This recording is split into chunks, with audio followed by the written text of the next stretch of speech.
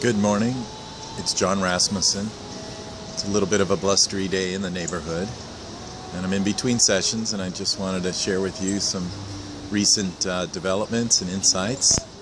And it's kind of big, actually. I've been sitting on it for a few months, but I had an experience a little while back of connecting with someone who is, I think, a very powerful being who is claimed essentially to be an atonement for some very, I guess, horrible things that he'd agreed to lifetimes ago. So one of these, extraordinarily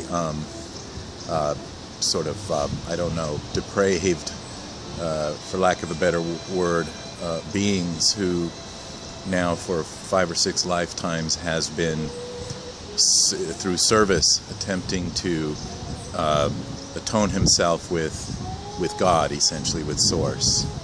And I came across this person who led me on a actually very beautiful journey, a kind of regression, but all the way back to the origins of my own soul, separating from Source and coming to the earth for the first time. And it was extremely moving for me and powerful. And then he went on to sort of explain that I hadn't even begun to serve.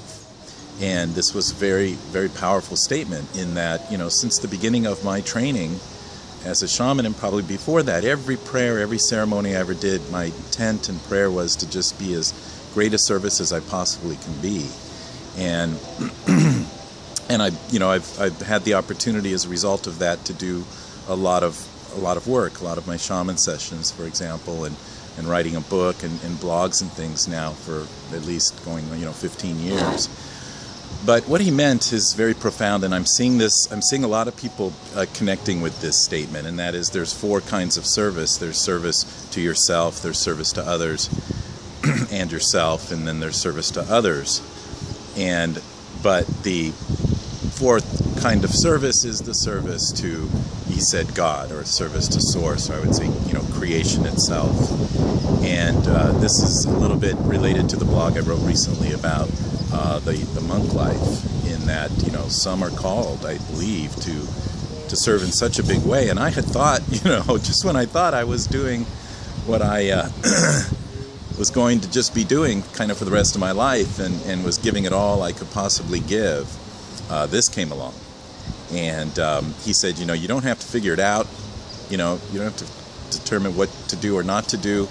He said basically Source or God is talking to you all the time. You just have to listen, and when the opportunities arise, you will recognize it and you will do it. So that is unfolding.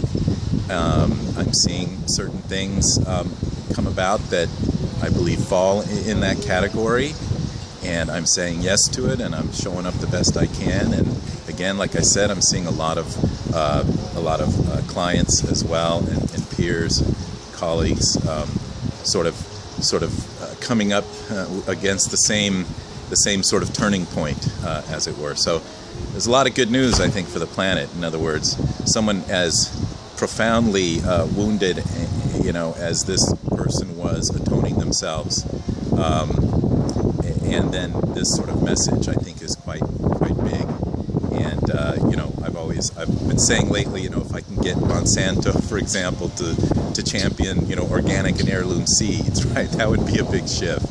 And this is kind of along those lines, And I've written about it in my book. If those of you who have followed, my blogs and book and work, you would recognize that I'm very careful about using these terms and my approach to the work.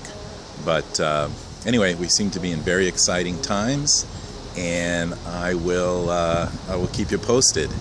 All right, looks like my next session is showing up. I'll talk to you soon. Take care. Have a beautiful day. Bye.